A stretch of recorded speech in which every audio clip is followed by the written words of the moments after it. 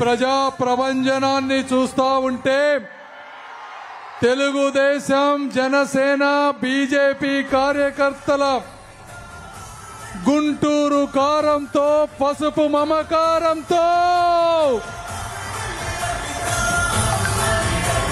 దద్దరిల్లిపోయింది.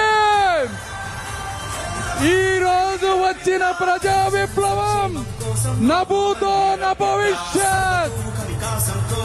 ఇది 40 సంవత్సరాల నిస్వార్థ ప్రజా సేవకుడికి గుంటూరు ప్రజల జన నీరాజనం.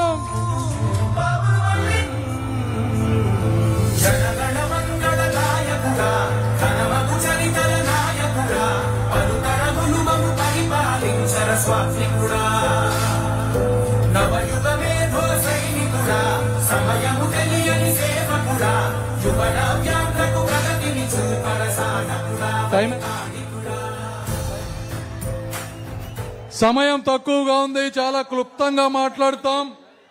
తెలుగు జాతి కీర్తిని ప్రపంచం నలుమూలలా రెపరెపలాడించిన మహానాయకుడు, ప్రజా సేవలో అలుపెరగని యోధుడు, నవ్యాంధ్ర నిర్మాత శ్రీ నారా చంద్రబాబు నాయుడు గారికి, గుంటూరు ప్రజానీకానికి, మీ మమకారానికి నా హృదయపూర్వక కృతజ్ఞతలు.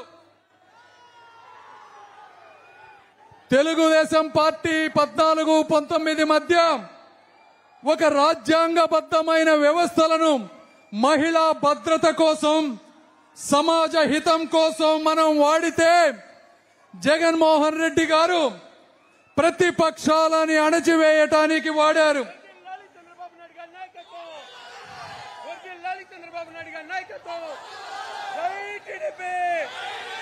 చంద్రబాబు నాయుడు గారు అబ్దుల్ కలాం గారిని వెతికి దేశ రాష్ట్రపతిని చేస్తే, ఈ జగన్మోహన్ రెడ్డి గారు అబ్దుల్ సలాం అనేటువంటి వ్యక్తి కుటుంబాన్ని ఆత్మహత్య చేసుకునే విధంగా హింసించారు. మనం రాజధాని తీసుకొస్తే వీళ్ళు ఖనిజ సంపదని వేరే రాష్ట్రాలకు, వేరే దేశాలకు దోచిపెట్టారు. మనం జ్ఞానాన్ని పంచే యూనివర్సిటీల్ని తీసుకువస్తే వీళ్ళు బూతులు ఉండే సంస్కృతిని ఈ ప్రజానీకానికి పరిచయం చేశారు. నేను ఒక యూనివర్సిటీ వైస్ ఛాన్సలర్ తో మాట్లాడితే ఆయన చెప్పారు, సార్ మాకు చంద్రబాబు నాయుడు గారు 3 అడిగారు, మీకు ఎన్ని ఎకరాలు కావాలన్నా, ఏమి కావాలన్నా నేను చేసి పెడతాను, యూనివర్సిటీ పెట్టడానికి నాకు 3 కావాలి.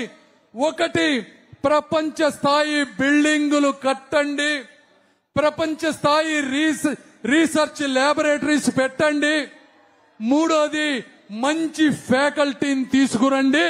ఇవి తప్పించి నాకు ఏమీ వద్దు అన్న ఒక గొప్ప మహానాయకుడు మన చంద్రబాబు నాయుడు గారు.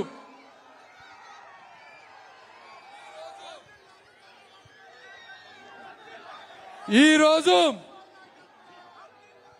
మనకు ఎలా ఉంది అంటే, చదువు లేక, చదువు రాక, దిక్కు లేక దిక్కులు చూస్తున్న మన బిడ్డలున్నారు.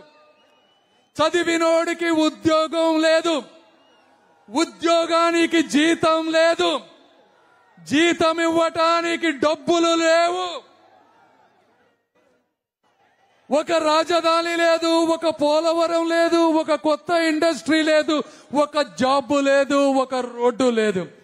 ఇలాంటి అరాచక అవినీతిమయమైన నిరంకుశ జగన్మోహన్ రెడ్డి గారి ప్రభుత్వాన్ని కూకలి వేళ్లతో పెకిలించి రాజకీయ సమాధి కట్టాలని, అందులో ఆ ఆశయంలో మనతో పాటు వస్తున్న జనసేన అధినేత పవన్ కళ్యాణ్ గారికి, భారతీయ జనతా పార్టీ నాయకులకు నా మనస్ఫూర్తి కృతజ్ఞతలు తెలుపుకుంటూ మన నాయకులకు ఇస్తున్నాను. Thank you brothers.